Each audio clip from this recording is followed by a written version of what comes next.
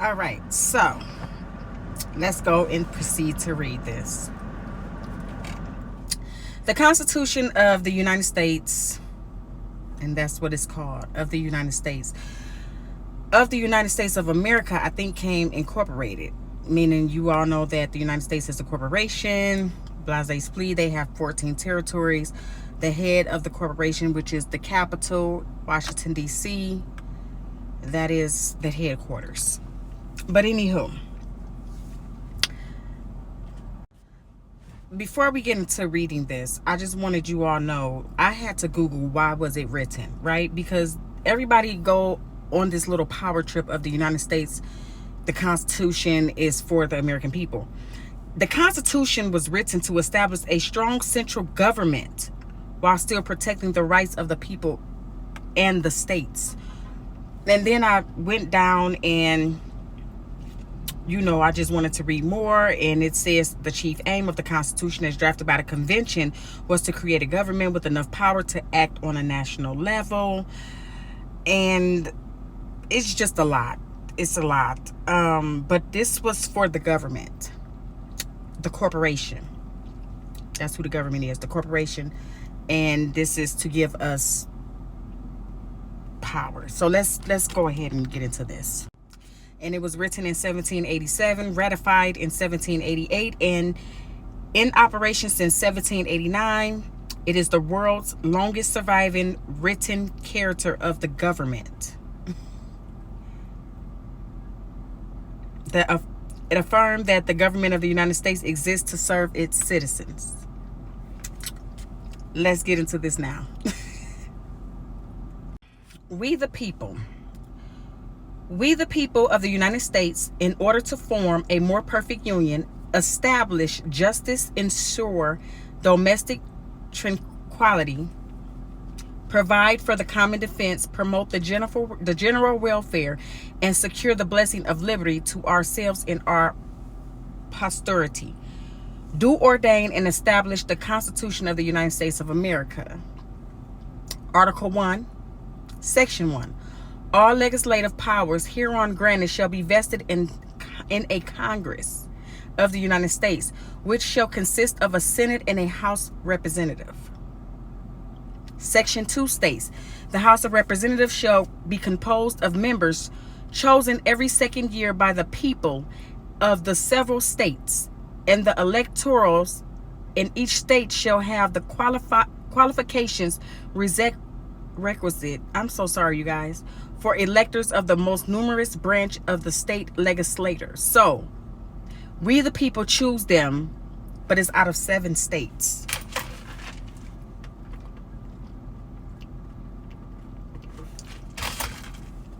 I need y'all to follow me now. It says, members are chosen every second year by the people of the several states, and the electors in each state shall have qualifications requisites for electors of most numerous branch of the state legislature. No person shall be representatives who shall not attain the age of 25 and been 7 years of citizens of the United States. So you have to be 25 and be a citizen of the United States for several years in order to become a member of Congress. Representatives and direct taxes shall be apportionated among the several states, which may be included within the union according to the respective numbers, which shall be determined by adding to the whole number of free persons, including those bound to service for a term of years, and excluding Indians not taxed. Okay, so it's going into talking about, the several states. The several states consist of New Hampshire shall be entitled to choose 3, Massachusetts 8, Rhode Island and Providence Plantations 1, consecutive 5, New York 6, New Jersey 4, Pennsylvania 8, Delaware 1, Maryland 6, Virginia 10, North Carolina 5, South Carolina 5, and Georgia 3. The number of representatives shall not exceed 1 for every 30,000, but each state shall have at least 1 representative. And until the enumeration shall be made. We're going to go into section 3. The Senate of the United States shall be composed of 2 senates from each state, chosen by the legislator thereof, for 6 years, and each senator shall have 1 vote. Immediately after they shall be assembled in consequence of the first election, they shall be divided as equally as many as may be into 3 classes. The seats of senators of the first class shall be vacated at the expiration of the 2nd year, of the 2nd class at the expiration of the 4th year, and of the 3rd class at the expiration of the 6th year, so that 1/3 may be chosen every 2nd year. And if vacancies happen by resignation, meaning if they quit, or otherwise during the recess of legislature of any state, the executive thereof may make temporary appointments until the next meeting of the legislature, which shall then fill such vacancies. We're still in 3, okay? We're still in 3. No person shall be a senator who shall have attained to the age of 30 years and be 9 years of a citizen of the United States, and who shall not be elected be inhabitant of that state for which shall be chosen. The vice president of the United States shall be president of the Senate, but shall have no vote unless they equally divided. So you know how you got the president and then you got the vice president. They don't get the votes. They only get the votes because we the popularity and all of that good stuff. That's what it sounds like to me. They're chosen because of the president, but they are the president of the Senate. That is exactly who the vice president is, meaning they pass the laws. The vice president is the ones that pass the laws, the legislators, all of them. The Senate shall choose their other officers and also have president pro tempore in the absence of the vice president. So meaning in the absence of the vice president, then they should choose a president, the person to lead over them. Or when shall exercise the office of president of the United States. Okay. The Senate shall have sole powers to try all impeachments. When sitting for that purpose, they shall be on oath of affirmation. When the President of the United States is tried, the Chief Justice shall preside, and no person shall be convicted without the concurrence of 2/3 of his member present. Judgment in cases of impeachment shall not extend further than removal office and disqualification to hold and enjoy any office of honor, trust to profit under the United States, but the party convicted shall nevertheless be liable and subject to indictment, trial, judgment, and punishment according to law. All right. So what that means to me is the president, how Trump is going through what he's going through. He don't supposed to be tried, judgment, indictment, any of those things according to law, because he has been in office before. That's what that sounds like. We're going to go to section 4. And Section 4 states, the time, places, and manner of holding elections for senators and representatives shall be prescribed in each state by the legislator thereof. But the Congress may at any time by law make or alter such regulations, it's my braces, except to the places of choosing senators. The Congress shall assemble at least one in every year, and such meeting shall be on the first Monday in December, unless they shall by law appoint a different day. Section 5 states, each house shall be the judge of elections, return and qualification of its own members, and the majority of each shall constitute a quorum to do business, but a smaller number may adjourn from day to day, and may be authorized to compel the attendance of absent members in such manner and under such penalties as each house may provide. Each house may determine the rules of its proceeding, punish its members for disorderly behavior, and with the concurrence of 2/3 expel members. Section 6 states that the senators and representatives shall receive a compensation for their service to be ascertained by law and paid out of the Treasury of the United States.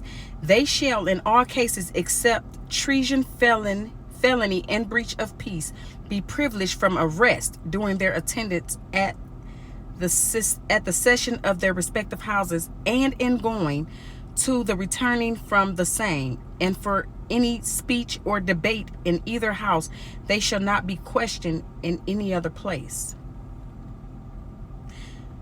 Wow. So they can't go to jail.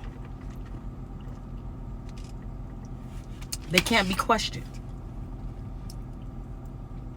for a speech, a debate, or anything. They can't.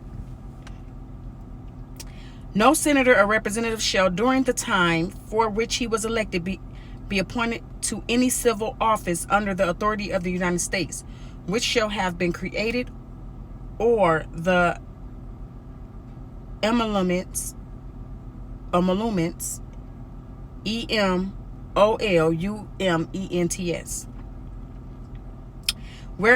whereof shall have been increased during such time, and no person holding office under the United States shall be a member of either house during his continuance in office. Section 7 says, all bills for raising revenue shall originate in the House of Representatives, but the Senate may propose or concur with amendments as on other bills. Every bill which shall have passed the House of Representatives and the Senate shall, before it become a law, be presented to the President of the United States. If he approve, he shall sign it, but if not, he shall return it with his objections to the House in which it shall have originated, who shall enter the objections at large on their journal and proceed to reconsider it. If after such reconsideration 2/3 of that house shall agree to pass the bill, it shall be sent together with objections to the other house, by which it shall likewise be reconsidered, and if approved by 2/3 of the house, it shall become law. But in all such cases, the votes of both houses shall be determined by yeas and nays, and the names of the person voting for and against the bill shall be entered on the journal of each House representative. If any bill shall not be returned by the President within 10 days, Sundays except, after it shall have been presented to him, the same shall be a law, in like manner as if he had signed it, unless the Congress by the adjournment prevent it return, in which case it shall not be law. Every order, resolution, or vote to which by concurrence of the Senate and House of Representatives may necessary, except on question of adjournment, shall be presented to the President of the United States, and before the same shall take effect, shall be approved by him, or being disapproved by him, shall be repassed by 2/3 of the Senate and House of Representatives according to the rules and limitations prescribed in a case of a bill. So in order to pass a law or a bill, it has to go through Congress, meaning through the Senate, which everybody says that the vice president as of today, she's not the president, but she is the president over the Senate. And everything has to go through her. And if it gets passed, then it goes through to the president, and the president has to sign that. That's where the executive order comes in at. If he does not sign it, then if they get at least 2/3 of the House, meaning the Senate, the vote by them, then they could go ahead and pass the bill. That's what that means. I'm going to come back for section 8 in Article 1. Yeah.